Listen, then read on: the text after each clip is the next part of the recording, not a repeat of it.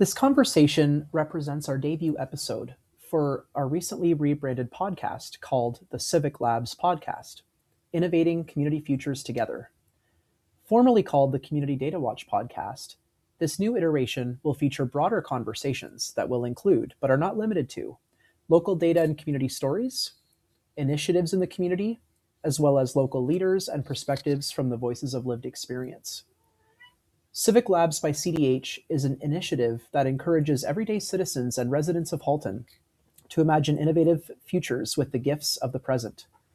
Join us for this innovative, compassionate, and fascinating conversation with Dr. Mohammad Mahboob Siddiqui.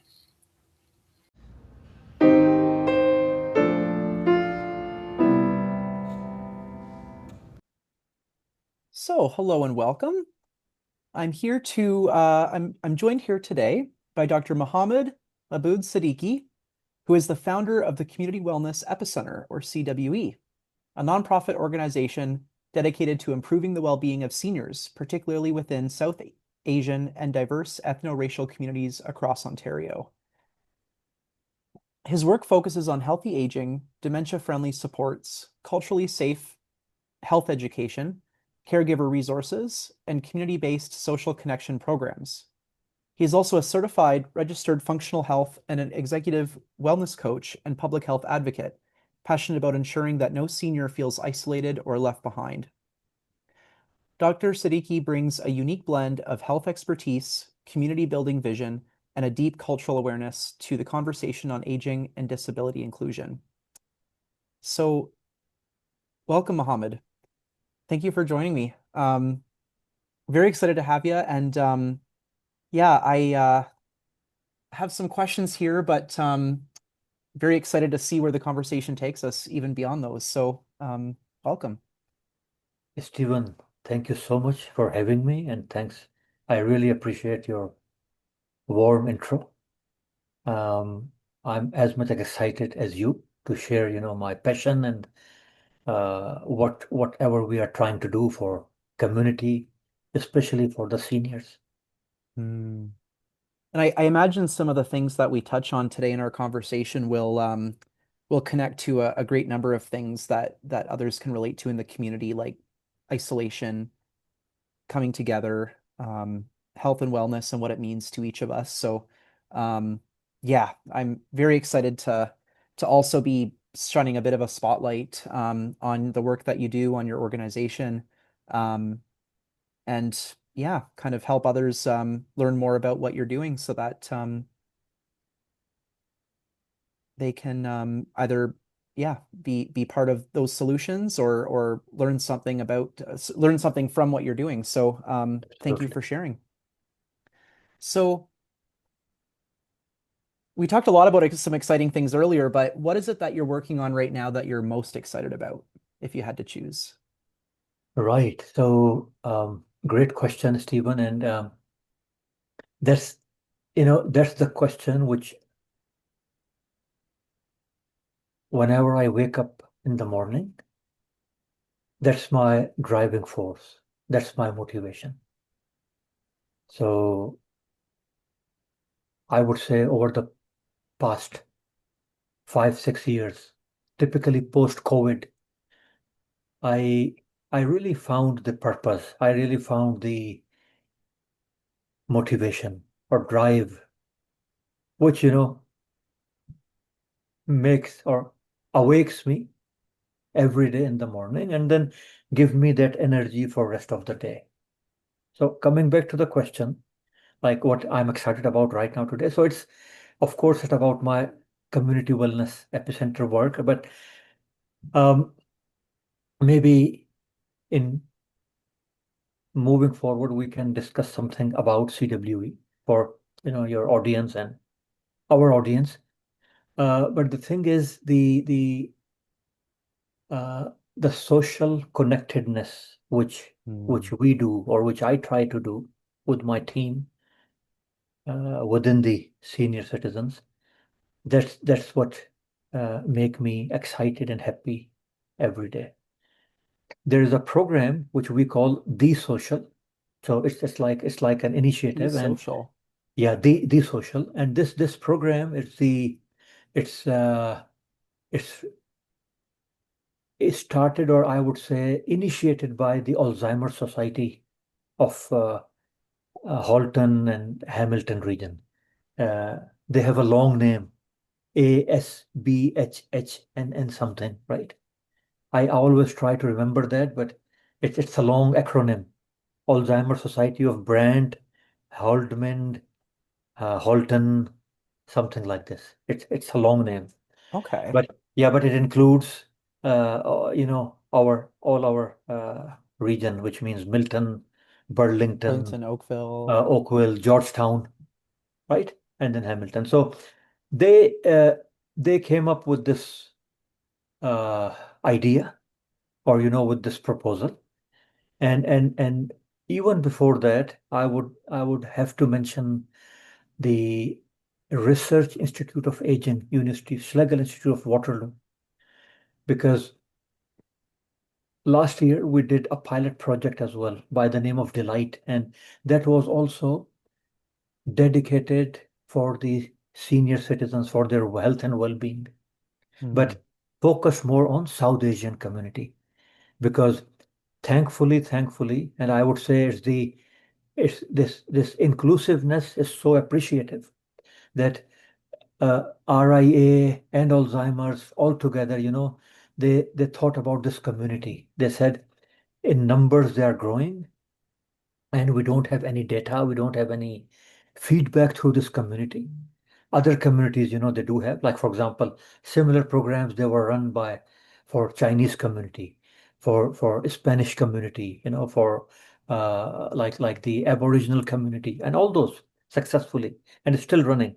But there was nothing, absolutely nothing for the South Asian The community. South Asian community. Yeah, which is growing, like Hmm. like like in a considerable way.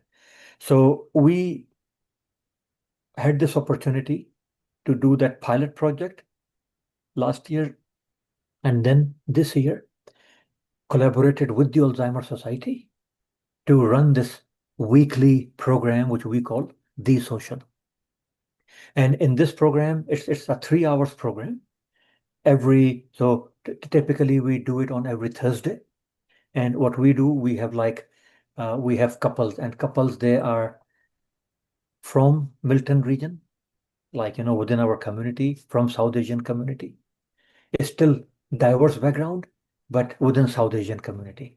Hmm. Because you might know, even in South Asia, there are so many hundreds of languages, hundreds of cultural, It's quite countries and all those diverse. things. Yeah, yeah, yeah, quite diverse. But we are lucky to have them all here. And so it provides them a platform. It provides them a safe space where they can come. And now they are not like regular people. Uh, the couples, when I say couples or spouses, husbands or wives, either one of them, they are also having some minimum cognitive impairment as well.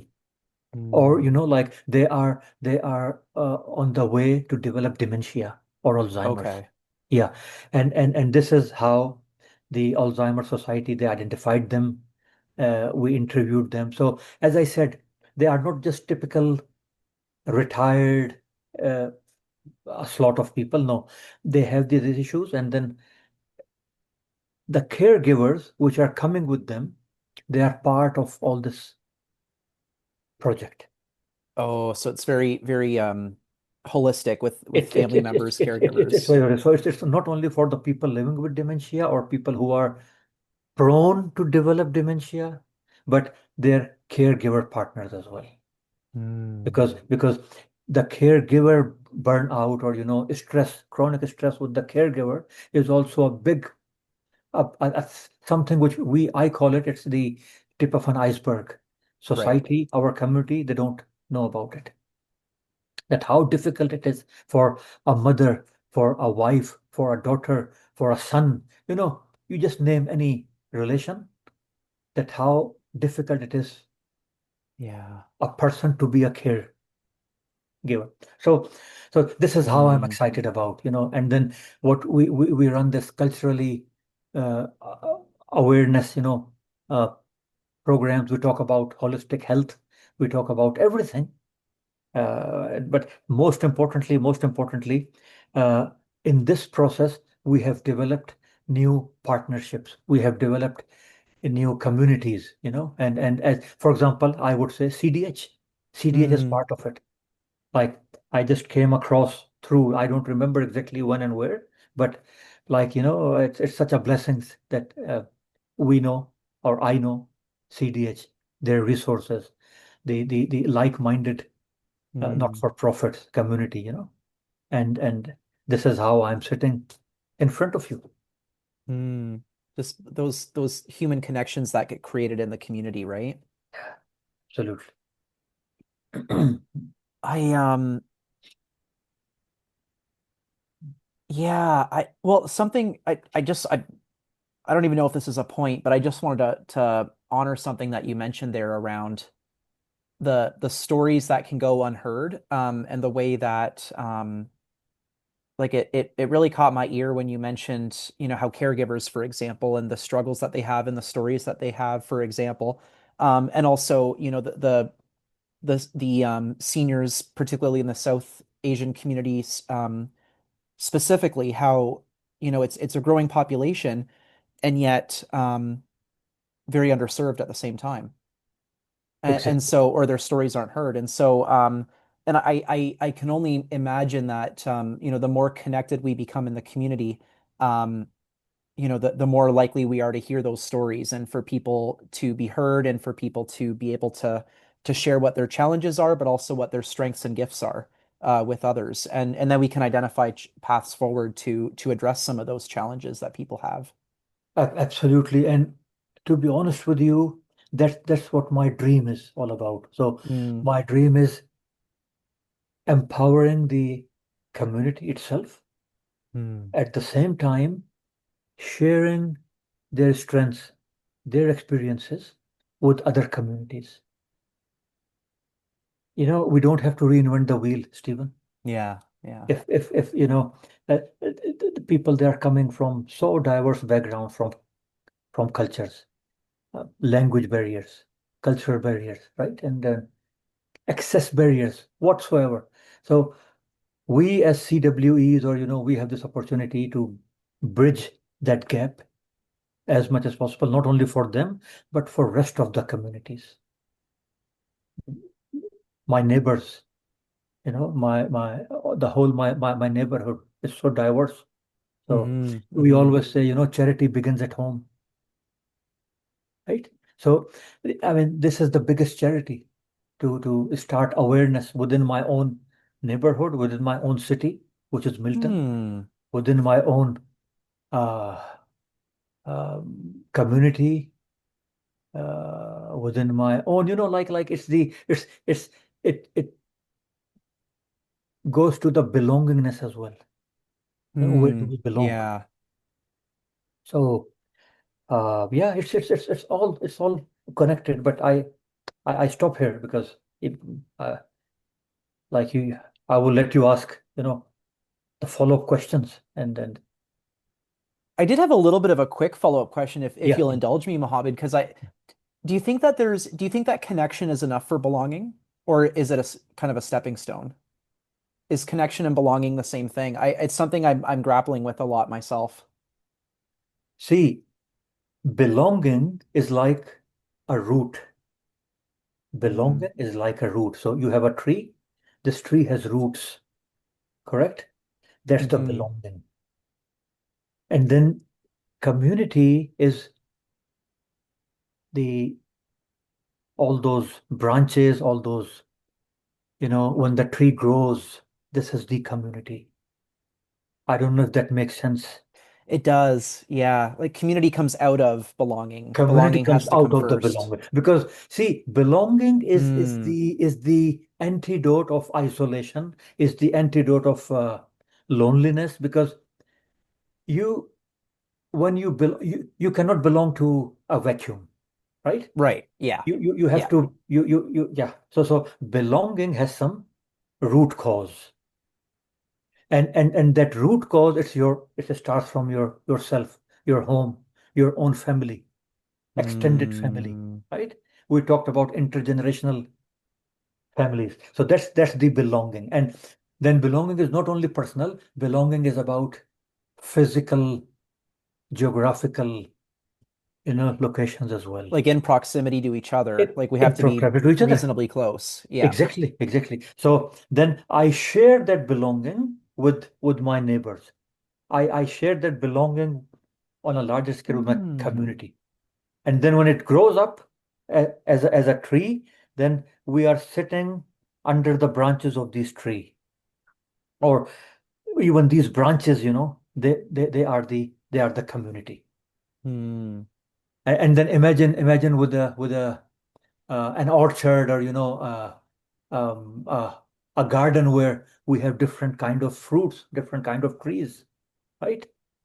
Uh, Because it's all quite generative, isn't it? Like it's, like it's, when you it's have belonging and people come together, the things that come out of that can be as diverse as the people within it themselves, like the absolutely, the fruit absolutely. that the tree bears. You Yeah. see, you don't go far away. You go to Chegley's farm. You go to anywhere. In Milton, we have so many. In Burlington, okay. You have strawberries. You have Hmm. apples. You have what do you call I it just slipped out of mind there. Uh, Peaches? pumpkins. Oh, pumpkins. Yeah. Yes. Okay. Peaches, pumpkin. So what I'm trying to say, the same soil, apparently the same soil, right? Yeah, yeah. The same farmer. Look at this analogy. But you have that community, like of oneness as well, diversity, plus they are giving you different fruits as well. Hmm. That the caretaker is one person. He's not differentiating between strawberries and pumpkins.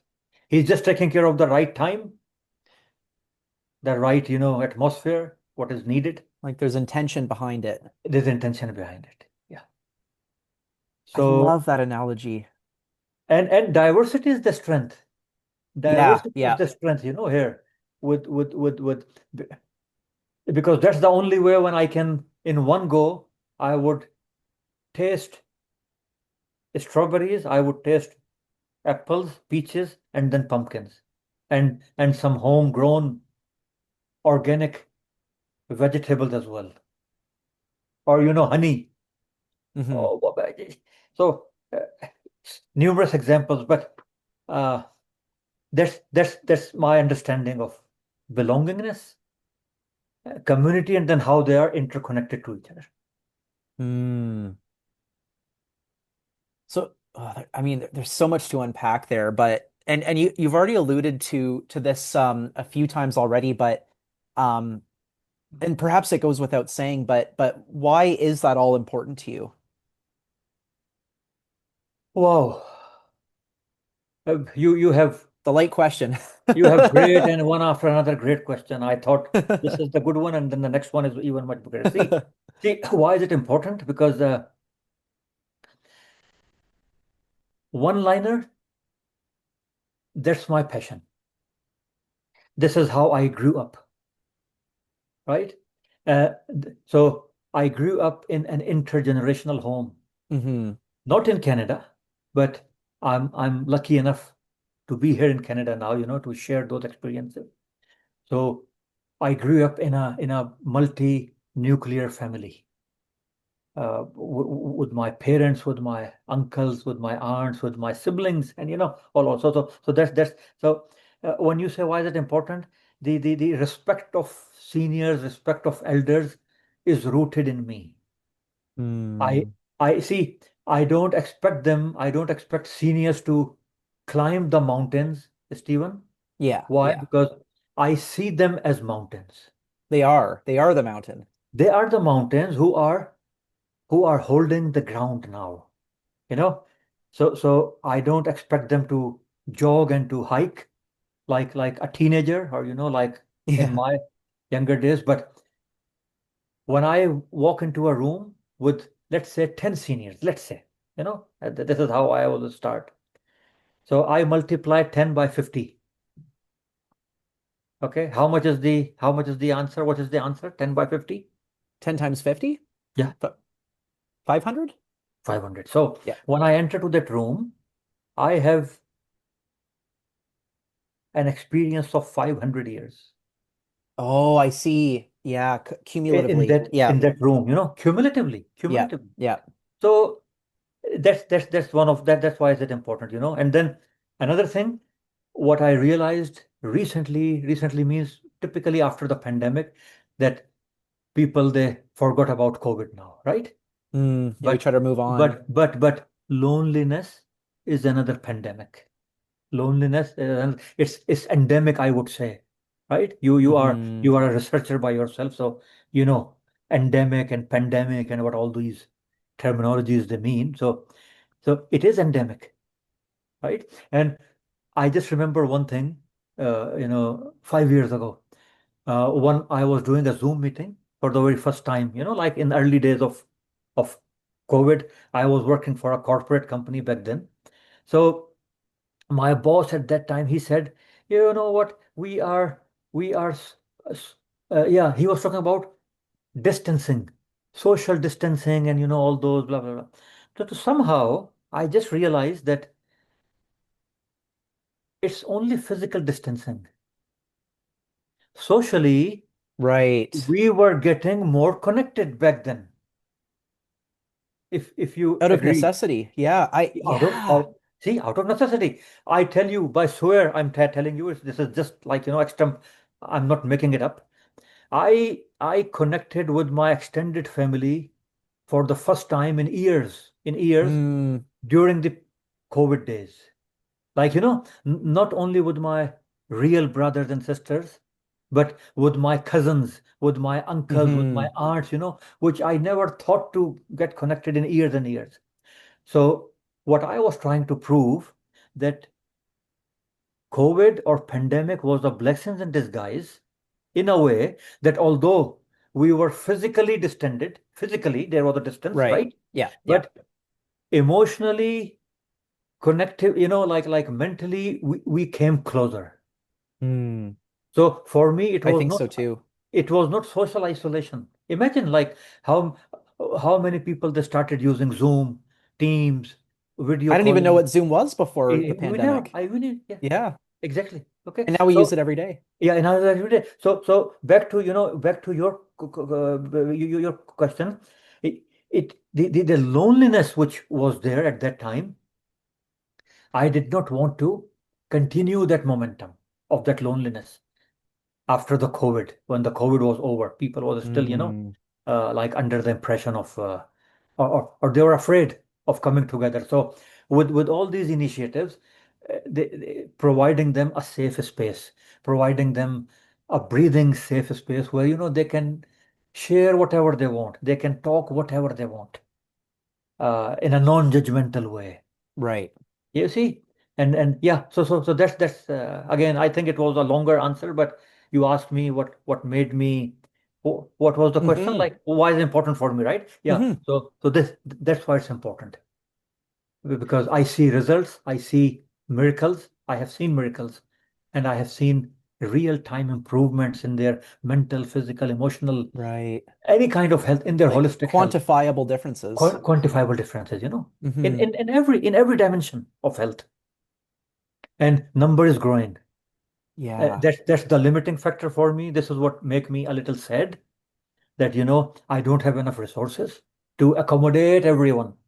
But I wish in coming days, in coming uh, years, weeks, months, we have those resources that we hmm can accommodate more people, or let's say more community, and build Yeah. community hubs, like, uh, Yep.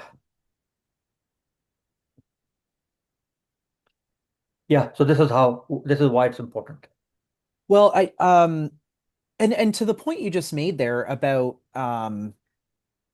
capacity, right? And I mean, and this is the plight of not-for-profits, I think, across the board for, for a lot of us is, you know, in the sector itself, like, in a lot of the work that we do as, parts of a safety net in our communities that we just can't meet the demand or the need, especially in these very rapidly changing times. But Mm. I think that one of the values of um, having conversations like this and then sharing it widely is, and this is just one example of it, doing a podcast, but and it's kind of why I started doing podcasts in general, because I thought, sometimes, you can do really meaningful work and then no one hears about it and no one can build on it or learn from it or take or adapt it to their own context, right? And I think that if we're able to share our stories this way, and you mentioned earlier, like the idea of empowering the community. That's what I see, conversations like this being, where we're talking about what's working and what we're learning in our own experiences, and then others can build on this, and it's a resource and a tool for in the community to and that's what I think I see a lot of my own work contributing to, is building models that others can take and expand on. Like it doesn't have to be, you know that way we're not always reinventing the wheel, that we're seeing what's working, and I think coming back to the really core human need of belonging and togetherness, and cultivating that in these specific ways is such a beautiful thing. Absolutely. Yeah. Absolutely. And I might just add one thing here when you Hmm. say about, community belongingness. In my limited experience so far, like, as a clinician previously, and then even currently I work as, yeah, I've told you in the beginning that Hmm. health and wellness, how to incorporate or implement lifestyle modifications. That's my real passion now. And having said that, what I felt or heard and witnessed, that community is the real medicine. Mm. You know, it's not those pills which our seniors they grab every morning or every evening in their, fist, and then they just eat it. Pills, they have their roles. I'm not against the pills. Okay, for God's sake, like, I'm not against the medication, but it's it's a small part of it. It's a part of the puzzle, not It's the a whole part of thing. the puzzle. That's not the solution. Okay, and it's not the part, and definitely it's not the only solution. Community is the real medicine. When I say community, it's made up of humans. It's made up of Mm. relationships. It's you know uh, community is made up of sharing those resources which we all have. Um, like nature is abundant. Hmm. Nature is Yeah. abundant. Yeah. We have to be abundant as well. We what I feel humans, by and large, they work against nature. We try to develop a mentality of scarcity, don't we? Like we Scarcity, try to yes. pretend that there's scarcity, and I mean that could be a whole book of its Whole own, whole but book of it, yes. but I think that you really touched on something important that I lose sight of a lot myself, is the idea of abundance, that like there is everything that we need if we look close enough, at the community level, the neighborhood level, at the personal level, like our Absolutely. own resources and strengths that we don't often recognize, And um, then how not to waste them. First, and how not it's to not only waste the them. abundance, yeah. Not how not to waste them. Hmm. Okay. If see, I don't know why this came to my mind, but I'm a big advocate and fan of water wastage, food Hmm. wastage, right? Yeah. Yeah. So all my kids, they know that they don't have to open the uh, water. They don't want to. They should not keep running the water while they're brushing their teeth. Oh, I see. Yeah. They have to be mindful when they take a shower. You know, no matter we are so blessed, we are so fortunate in this part of the world, Stephen, that we Hmm. have, see, the water, talking about the resources, the quality of water which we are wasting with each flush, I'm sorry to say, Yeah. you Yeah. know, Yeah. that's the quality of water which millions of millions, they don't even afford to drink it. And we're wasting it in so Trust me. many, so many ways. in so many ways, in so many ways. And what it needs, again, it needs community. It needs awareness. Just somebody to tell them, And you then know, stewardship can happen. and stewardship. Yeah, yeah, yeah. Hmm. Walk the talk, give an Yeah. example. So even if you have a river in your possession, you will be accountable for that water. It's not Hmm. like that's my Absolutely. river, that's my river. I do whatever I want. No, no, no, no, no. We are not allowed to do that. No, And it's too the, important for that. it's too important for that. And same is with the food. Same is with with everything. All the resources, all the resources. So again, community comes back with all these initiatives. Whatever we do, community is the focus. So when it comes to community, which is, can mean a great many things, is there something already happening that you'd like to see more of? Hmm. Yep, definitely. See, like, so let's say in the existing work, the first thing which we were lucky to have it is collaboration. Collaboration. Yeah, you see, so collaboration means initiatives supporting each other. Like, for example, I told you about Alzheimer's Society, Research Institute of Aging, or different organizations, people who help us with finding a place and all those things. So that I would say number one. Then um, what I need to do more is awareness beyond our own South Asian community. It's already happening, but when you expand, when you see, like when I see suffering of any other senior citizen who is not in the South Asian community, trust me, I feel the same pain because first of all, he's my fellow Canadian, Hmm. he's my fellow Miltonian, or he's my fellow, Hmm. he's my neighbor. A neighbor. Yeah, I was gonna He's my say a neighbor. neighbor. And trust me, sometimes neighborhood, they have more responsibilities or they have more rights than your own blood. Trust me, being a neighbor. That's what we have learned in our upbringing, that neighbors are so important. Very, So yeah. yeah, and then I said intergenerational activities. This is what I would like to.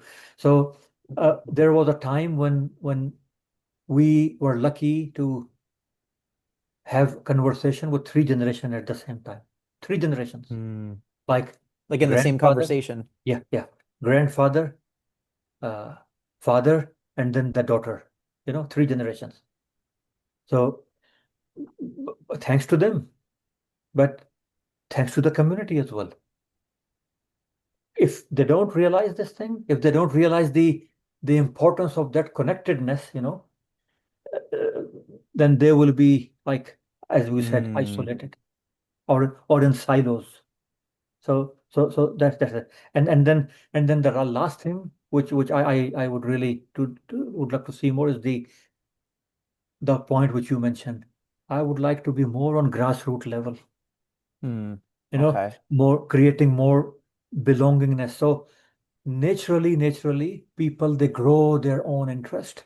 People they grow their own um, communities, develop their own communities, and see, end of the day, Stephen, uh, individual. This is every individual's responsibility.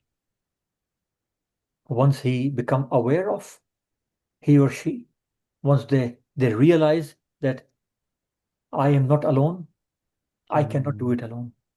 Yeah. Okay, we first of all we need support, and to start with, it has to be within. It has to come from within. From within. From within. That's the number one thing. So yeah, that's what I would love Hmm. to. I hope I answered that question. Oh, you more than answered it because Yeah. yeah, I have a lot of racing thoughts right now, but I guess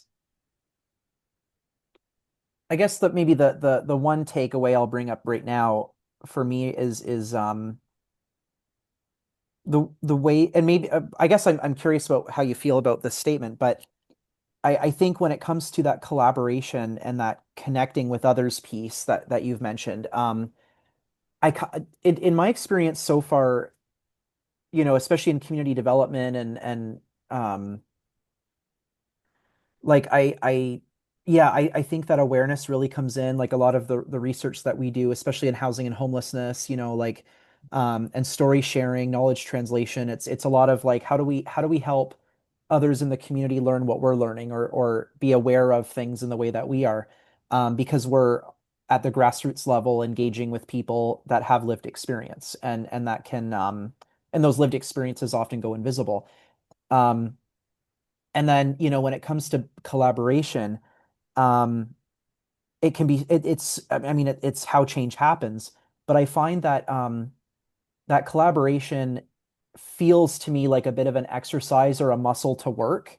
Like it takes practice. It is. Um, it's not something that I think, especially if we're accustomed to working in silos, like it can be something that feels um a little bit like, yeah, like just not unknown, because I think it probably comes quite naturally to us as human beings, but I think that we sometimes get out of that frame of mind. So I guess I was just wondering what you felt about that statement, that it's something that we practice, and sort of it can be really messy at first. It's not always an easy thing to have right away.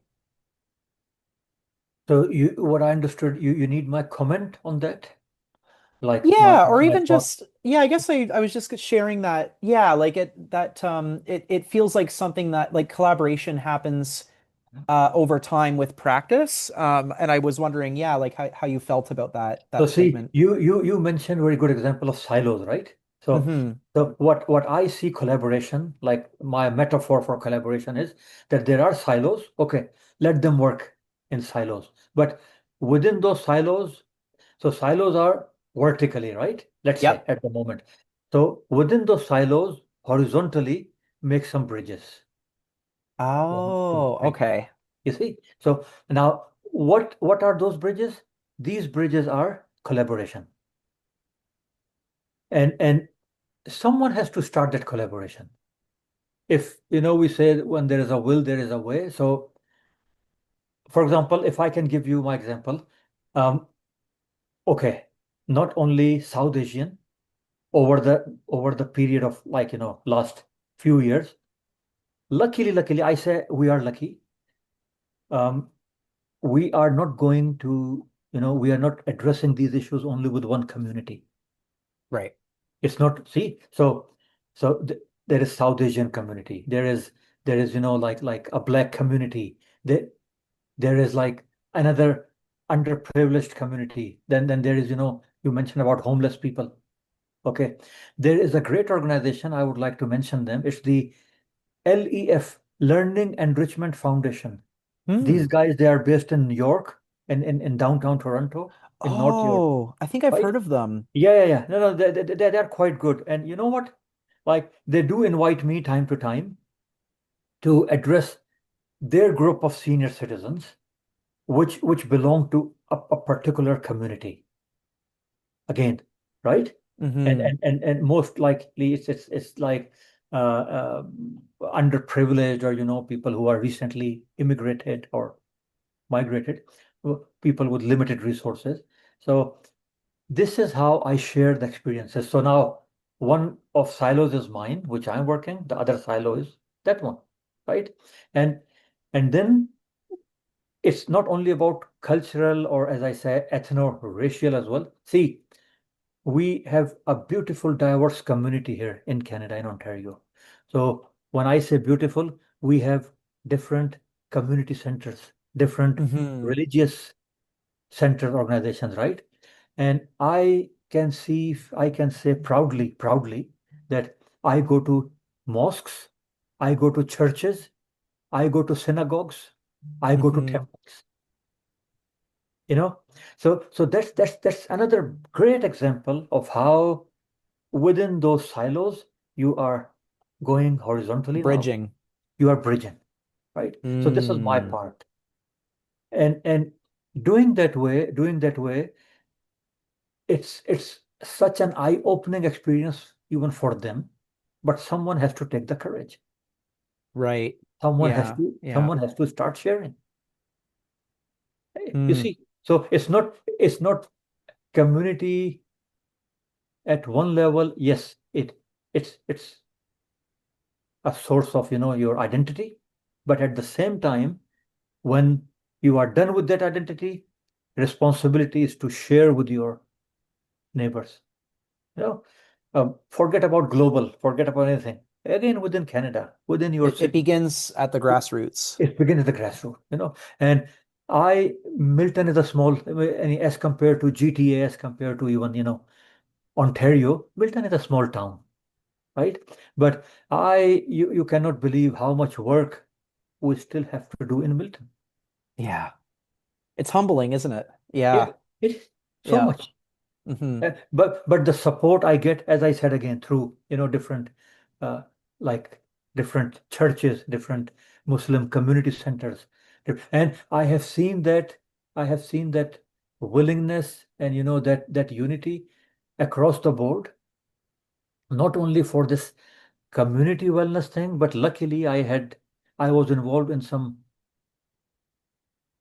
food banks as well, Mm. community-based food banks, right? Hmm. And Hmm. again, it's all about humanity. It's all about hunger. It's not about who is right or who is wrong. It's not about who is you know uh, like so many refugees they came over in the last couple of years, whatever is happening globally, right? Hmm. But we were welcoming, we were inclusive. So when it comes to, and for me particularly, as why I think it's in my DNA, because I years almost 3 decades ago, I took an oath, as a physician. I took an oath back then that my services are beyond any uh, boundaries or Hmm. divides or whatsoever. So when it comes to community service, when it comes to collaboration, same principle applies. Mm. And I'm so comfortable in doing this. Uh, Really appreciate that. yeah, Yeah. Mm. Are there things that, when we talk about building bridges and, overcoming these barriers, in our service to others and to our community, like what what could we use more of? What, like, are there things that we'd like, want, or need mm, from others in the community to make this successful? And you mentioned sharing, and maybe I guess I don't want to answer for you, but I think you pulled on a couple of really meaningful threads there that ways to get us there, to get us connected with each other. But um, like when we talk about bridging these silos, what could we use more of that others could bring to the table? Stephen, another excellent question. And I'm so happy to answer this one, because and when I say we, like we Canadians, we have a unique perspective on this. Mm, See, when we talk about not-for-profits, naturally we talk about volunteerism, right. isn't it? Yeah. Right? Yep. So, answer to your question on top of my mind at the moment is to promote volunteerism. We need more people to volunteer at every age, at every stage, at every level. So, students, uh, you know, working class, and so much so within senior citizens, volunteers. The work which we do. So let's say I facilitate the whole workshop. I we arrange everything, and it takes time. It's uh, on the paper it's just 3 hours, but these 3 hours they need so many hours to prepare, Right. Yeah. right? Yeah. For Yeah. for, for that, because For because that what to be we do, possible. yeah, because what we do in those 3 hours, we do 1 hour of physical activity session, exercise. So we need a trainer for that, and then he or she has to prepared for that. We have to provide them healthy, nutritious food, snacks as well. And last but not the least, we have to provide in those 3 hours logistics. And logistic means like the resources. So for creativity, tools, Mm. resources. So having said that, all these works, they need volunteers. So my first ask or my first, as you say, the need for the community is to again encourage and promote volunteerism, that people they should volunteer. And Mm. trust me, whoever is listening to me, there are excellent health benefits of being a volunteer. Hmm. At you Getting will be involved surprised in. at hormonal level, at microscopic, at mitochondrial level within our body, there are certain hormones like endorphins or you know there are good hormones which make you happy, serotonin, Hmm. hormones which are antidepressants and anti-anxiety hormones. You your body produce those hormones when you do a volunteer work. Why? Because it's your internal satisfaction. Right. So Yeah. Yeah. trust me, this is for your own health. The more we volunteer, the more we get happier, the more we get grounded, the more we get positive. So I can again talk about it, but volunteerism is so good. Number two, I really need the partners organization like CDH, Hmm. like Alzheimer's Society of Hamilton and Brand. All those they are working in silos. Alzheimer's Society of Ontario, Alzheimer's Society of maybe Burlington or this or that. So all working together. Whatever research has been going on, all these researches they should collaborate. Mm. Where are the gaps? Okay, why everybody is doing the same thing? Again, don't need to reinvent the wheel. We don't need to reinvent the wheel. Resources are limited. Okay, so we have to use them. We use those resources wisely. Then space, finding a space for me. Again, you asked me like, what's the need? We still we are having a hard time in finding regular bigger spaces for to arrange these social or Mm. these gatherings. So every week I struggle every week To have space for gathering. to have space for Yeah. Yeah. gathering. Yeah. So something like that. And again, organizations or uh, people who want to volunteer, they can volunteer their space as well. Mm. So it's not only about money, it's not only about fund, which is my another uh, you know point, that of course doing all these things they need funding, like minimum viable funding to get the food, nutritious food. Again, I'm not talking Mm. about Just the anything like, yeah. just So, anything ultra highly processed foods which is not a food, by the way. I'm talking about nutrition, which makes again a huge difference. So yeah, so volunteerism, partnering organization, uh, regular community spaces, through either community centers, libraries, or offices, whatever you can talk about. Even so much so, town of mm. Milton, I have this plan, to go and visit them as well. Communities like churches, mosques, all those spaces which are not utilized for that typical time, we can use them. And again, it's like solutions with minimum investment, solutions with minimum uh, finances required. But then for the things which we need finances, as I said, Yeah. to Yeah. buy the food, to get the resources, or to pay the rent, all those things.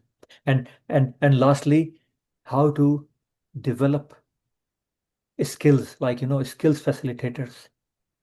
So Hmm. so for me, for example, like I do one-on-one coaching, I do group coaching, but these are like set of people. But when your community expands, one person like, me or my partner who is with me in CWE, we cannot again handle down the road with. So at the moment, if we are handling 15 people, let's say, we cannot handle 50 people in coming days Right. with the same resources and Resources with that the you have same now. and with the same time. It would be unfair with them, Hmm. It's exactly like when we talk about schools, when we talk about expanding the classes, that grade 2, grade 3, grade 1, Right. they should have, like 20 students or 18 students, and how to allocate the resources. It's the same thing here. It's I take it as an adult or senior uh, learning opportunity for them. So we have to Hmm. respect with all those resources. Yeah. So these are few points which volunteerism is still is number one. Whoever is listening, our audience, your audience, I really would love to hear from them that Hmm. come forward within your own communities. Volunteer with us to learn. How are we doing it? Because we learned it from someone. Hmm. Yeah. Yeah. Yes. I think that might be I had a question that was percolating, but you might have just hit the nail on the head there because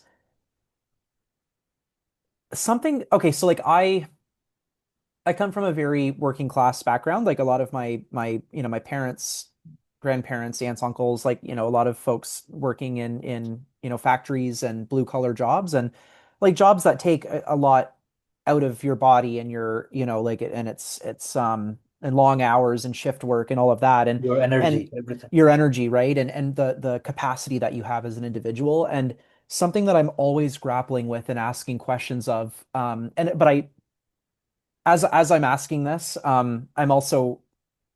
also don't think it's quite this binary, but one of my concerns is the way that, as our lives get increasingly unaffordable or as we struggle more and more to pay the bills and to, in a time of um where, the cost of living is so high and people are having to work sometimes multiple jobs um, you know, and they have and people just feel burnt out to, before they can even consider the idea of getting involved in something to volunteer. But in my mind, I'm thinking, I think part of it is again like coming from a place of scarcity, like that question that I want, like the question I was formulating is, what do we say to the folks that are burned out in just trying to survive their day-to-day life?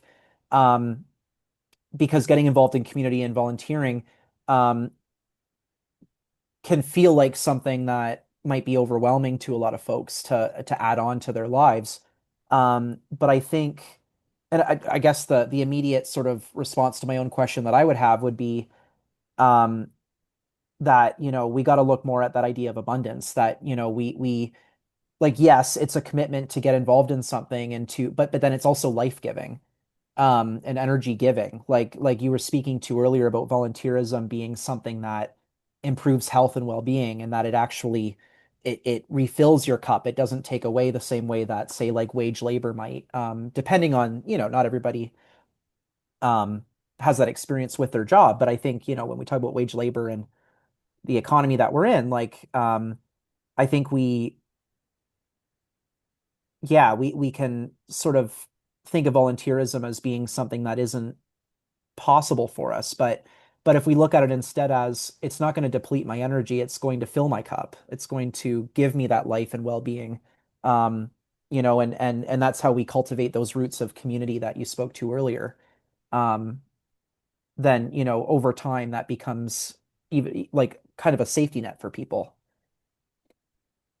Absolutely. And I would like to add here for this particular question that, yeah, it's the cycle or the typical routine which you mentioned about a typical worker, like a normal individual, a common man Mm-hmm. who is trying to survive, right, in this time. The mindset or the mind shift should be, again, it's all about motivation and positivity, is to shift the mindset from striving to thriving. Striving to thriving. Yeah, from striving to thriving. And how to do that? At any given point, we have to hold their hands. So, first of all, their own reassurance that they are not alone, which is again a part of community, strong community, that you are not alone. And secondly, try to taste it. Try to taste the volunteerism if you haven't done it yet. Hmm. Trust me, Stephen, it works as a drug. Mm-hmm. At least for me, volunteerism work as a drug because that gives me that, that internal satisfaction, motivation, unknowingly. But once I step into that role, at least once, you know, we typically say, how can you judge? How can you see the depth of a pool or of a sea or of a river if you don't step foot into it? I mean, the same thing is with volunteerism. It's uh, to me, again, I might be a little bit, overwhelmed or biased here, but I don't know how can how can someone not be a volunteer in his or Hmm. her whole life, keeping in mind that, the joy, that happiness, that sense of accomplishment when you do something as a volunteer, like it gives you a boost. It gives you, as I said, it gives you like a dose of, dopamine, Mm-hmm. oxytocin, serotonin, and endorphins. By the way, it's one of Mm-hmm. my another acronyms which I use, that give yourself a dose. Dose means dopamine, oxytocin, serotonin, Mm. and endorphins. And this dose comes with volunteerism. Uh, Again, this is intergenerational. Why me? Why Mm. I'm doing this? Because I saw my parents doing it. Mm-hmm. I They I set the grew up example. I grew up in that environment which was, where volunteerism was a norm. That's what I'm saying, that how important it is within the community, right? It's very unlikely, by the way, that if parents they were good volunteers, their kids they are not good volunteers. It's quite unlikely. And Because that but mindset really it's a mindset carries down. which is Mm-hmm. intergenerational again.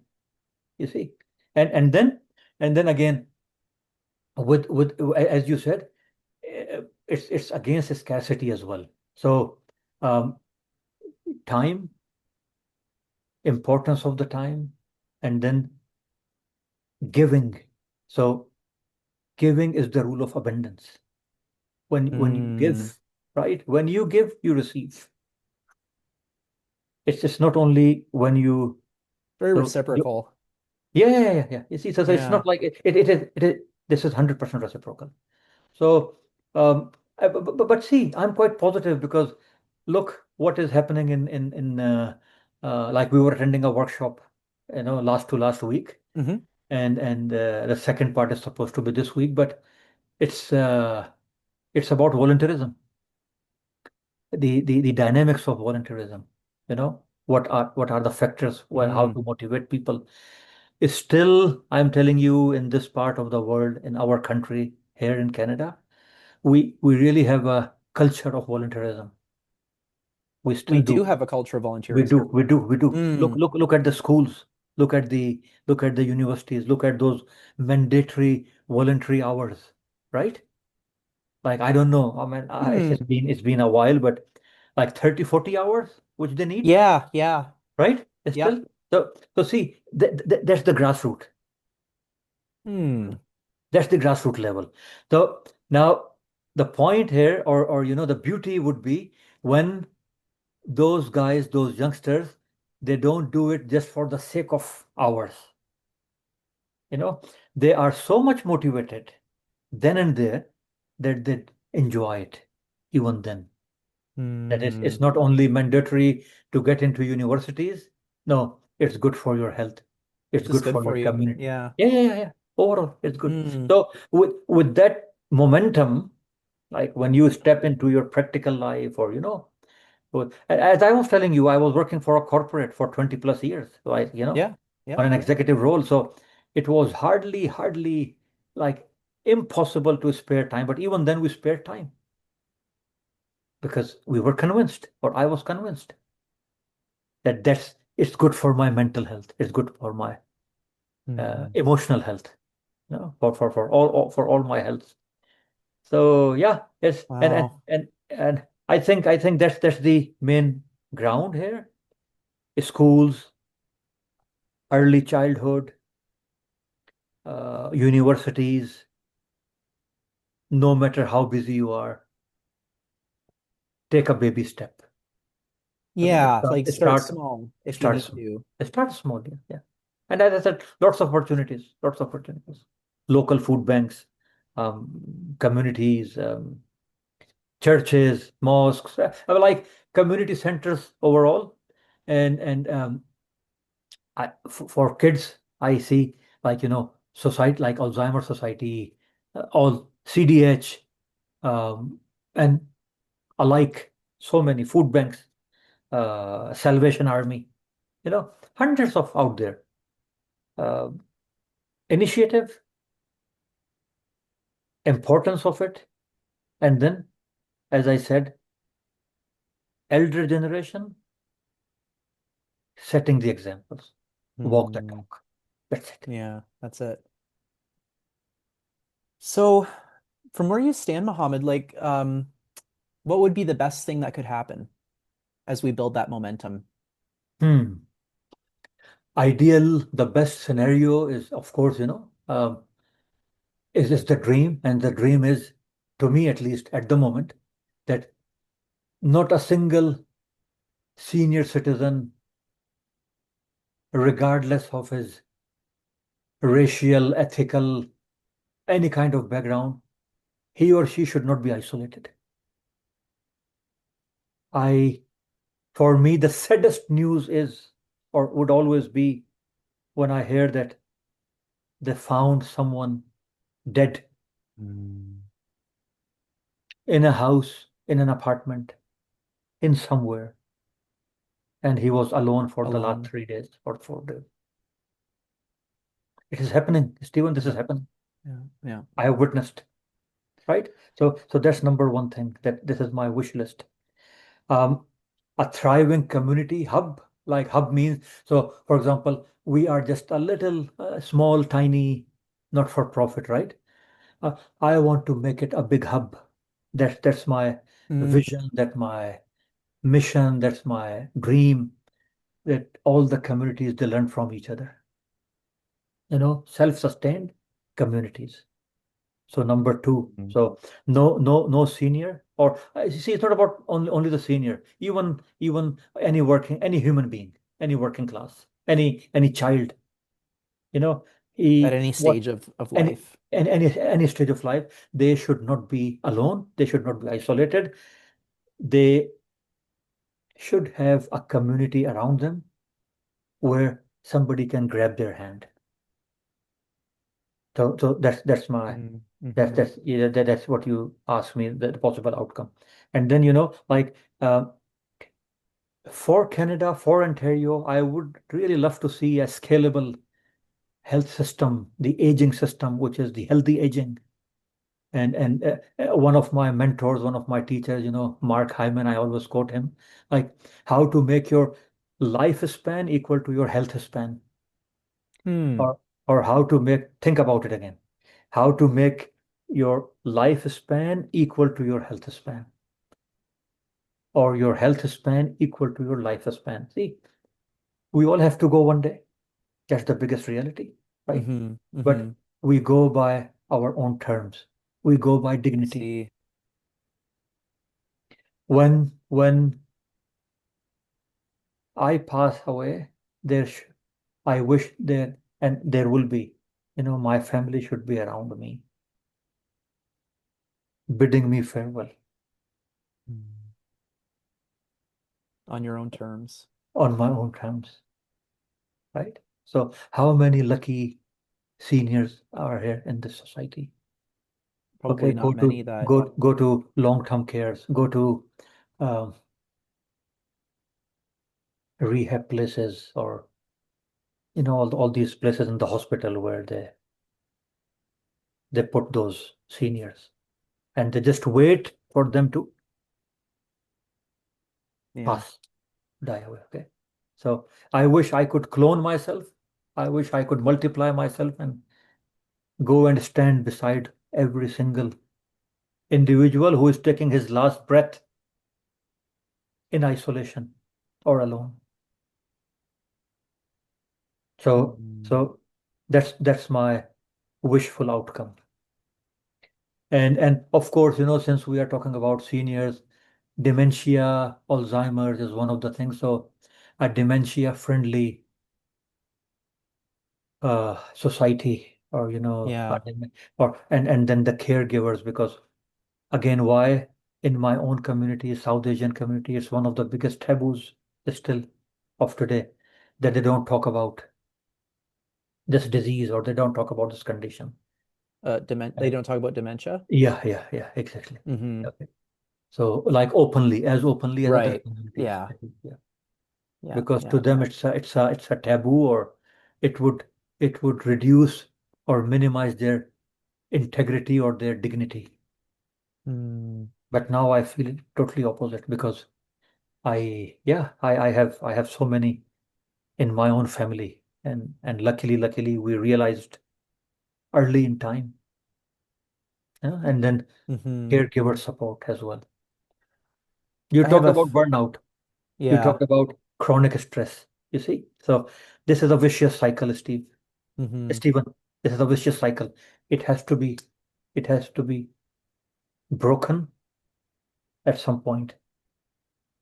Well, and it does that speak to earlier you mentioned the intention with which you came up with the name of your not-for-profit organization and using the term epicenter. Yeah, Is it fair to say like that's speaking to that urgency that you were describing earlier? absolutely, because it was like a a blown up picture for me, that there are so many seniors out there who, after I did my Delight program, and with in Hmm. collaboration with that was a pilot project, Right. but that pilot project changed lives of so many. The impact was so great that it led us to continue, And and, find and just and this. finding new ways to do that work and to fund it and to make it possible. Yeah, absolutely. Yeah, absolutely. And again thanks to Alzheimer's Society, RIA, all those communities, senior forums, LEF kind of things, Hmm. who came forward, or at least who we are collaborating with at the Yeah. moment. Yeah. Yeah, Oh, so that's a lovely segue into the last question, Mohammed. Is there anybody working in that space or volunteering in that space of supporting seniors or of bridging community that you appreciate? absolutely. There are not only one, there are like more than one. And I start off with, of course, with the Alzheimer's Society. Hmm. And within Alzheimer's Society itself, that they have this. Although when I talk about Alzheimer's Society, they are focusing only on dementia, right? But when I look at holistically, then I look to the seniors as they are the factories of chronic ailments. And when I say chronic ailment, then I would love to see diabetes society. I love to see uh, like heart societies, or any chronic disease which affects our Hmm. seniors. And by the way, these chronic diseases, they are lifestyle diseases. They Hmm. are modifiable. They don't That's an develop. empowering thought. Yeah, Yeah. yeah. Yeah. And that's the most empowering thought in a way, because and the good thing is they can be reversed, because now when we are working with them, so okay, with the Alzheimer's or with the dementia thing, it's one thing. But when we talk about the pillars of lifestyle, then we talk about sleep, we talk about how to handle stress, we talk Hmm. about positive social interactions, community, we talk about exercise, we talk about how to avoid, these harmful substances, whatever you can think about, Hmm. alcohol, Hmm. weed, extra, even excess tea or coffee, tobacco, in any forms. We all talk about this. And last but not the least, two things: diet, because I believe food is medicine. Mm. As community is medicine, also food is medicine. Right. In the pillars which I have learned in the with the Health Canada and American College of Lifestyle Medicine, all these integrative healthcare, we talk about pillars. So all these pillars, they reduce the risk of chronic diseases. So diet, and then um I've talked about five, right? Yeah, and then the last one is learning. Hmm. Keep Keep your learning. keep your like continue challenging your brain. That's typically for the our senior citizens, our older adults. I call them wiser adults. I even don't call them older adults, because they are the wisest people on this earth at the moment, right? With I That's told you, right. with hundreds of years of experience, if you bring them under one roof, anyone out there Hmm. who worked for 50 years in a specific field, in a specific skill set, right? So you you cannot simply outright them that you are gone, you are simply gone. No. So that's the so as I said, these societies, then um, I told you about this I have, like collaboration with them as well. Research Institute of Aging, Schlegel Institute, all their efforts, um, senior forums, like for example, here in Milton there is Ontario Seniors Forum, OSF. So for example, we are collaborating with them, or we are partnering with them in a way that we are using their office space. Okay. Yes, yes, yes. So they So are physical so space there. Yeah. a physical space, Yeah. because they are, yeah, so they are we are so grateful for them, right? And then another senior forums, like in Oakville, there are different names. Another one is OMAG, OMAGH, OMAG Senior Forum, which is also Milton based. It's this that village, the old village, which is under name of OMAG. And so I'm thankful to these community centers, the churches, Muslim Association of Milton here, and all the mosque community centers. So when they open their doors, Mm. they open their Hmm. doors for us, and they invite us. They invite us to get involved with the seniors, and because this is all about awareness.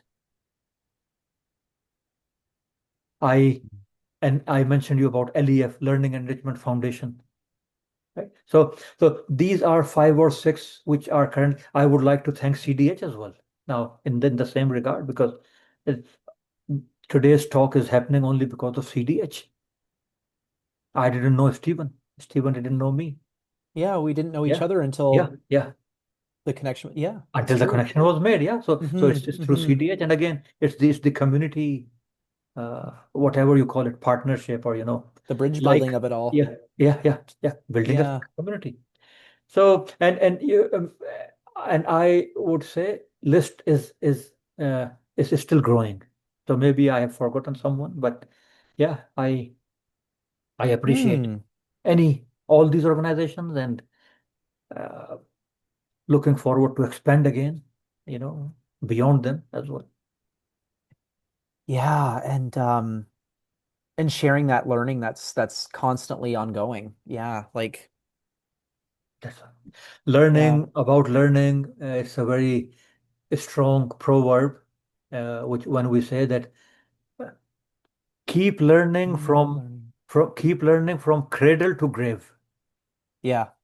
Yeah, Yep. that's the thing. So cradle, you know what's cradle? So it's like from your childhood, from the moment you are born until your grave.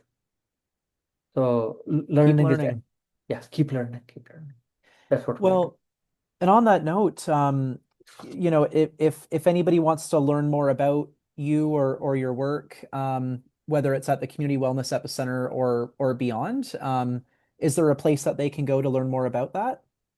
Absolutely. So Community Wellness Epicenter, I'm very honest with you.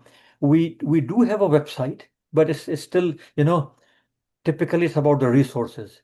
Yeah.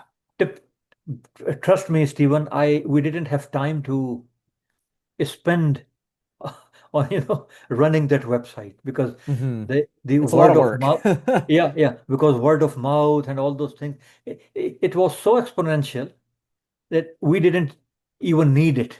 We to you know To have to meet clients or people that exactly, to exactly, access it yeah, and yeah, but CWE is me, and mm, like my team, my partner. But so if they want to learn more about myself, my work, and the best place is LinkedIn. LinkedIn. Okay. Yeah, yeah. So LinkedIn, where like I'm available, or we do have a page on Facebook as well. But again, as I said, it's not very active. Yeah. Uh, I'm This is one of my to-do list in this winter break, or before near New Year starts, that we would make our presence more on the social media. Mm, And then again, I would like to share, if you can share my email with them, right? So I would share two emails. One of them is community wellness epicenter at gmail.com. Again, it's a longer one word, community wellness epicenter at gmail.com. okay. Yeah. So that's about the CWE. And otherwise, my personal email, which you have already, so to reach out and for more, like, any further inquiries, questions, for volunteer opportunities, Hmm. partnership opportunities, anything, Anything. Yeah. anything. Yeah. Yeah. That bridge can take a lot of forms. Yeah. Oh, well, thank you so much for this fabulous conversation, Dr. Mohammad Siddiqui. This has been lovely. I have about I try not to write too much when I'm in a good conversation, but sometimes I don't want to lose a thought. So I have about 3 pages of notes from this conversation. So Oh my God. Uh, definitely like not that yeah, it because I thought there's so many things that I'd love to come back to sometime. Um so I'm just really grateful for your time, your thoughts, and all of the work you're doing in the community in Milton and beyond. And yeah, I'll definitely be sure to share links to to the LinkedIn and Facebook page and as well as your email in the show notes so that folks can yeah have a place to get in touch with you, especially if they want to pull on any of the strings that we've talked about here today and or learn more about the work that you're doing. So yeah, just phenomenal. Yeah, I thank you very much, and we'll hopefully get to do this again sometime. Hopefully, and again, please let me reflect back. Let me thank you again for such a wonderful set of questions, because it helps a lot to uh, dig into my thoughts when you ask the right questions. Mm, And I hope I answered most of them. Again, if not, then I would be more than happy to be back. It was a pleasure. It was a real pleasure. mm. Pleasure's all mine. Yeah, well, yeah, that sounds great. Well, until next time, Mohammed. Thank you. Until next time. Stay safe, stay warm. Same to you.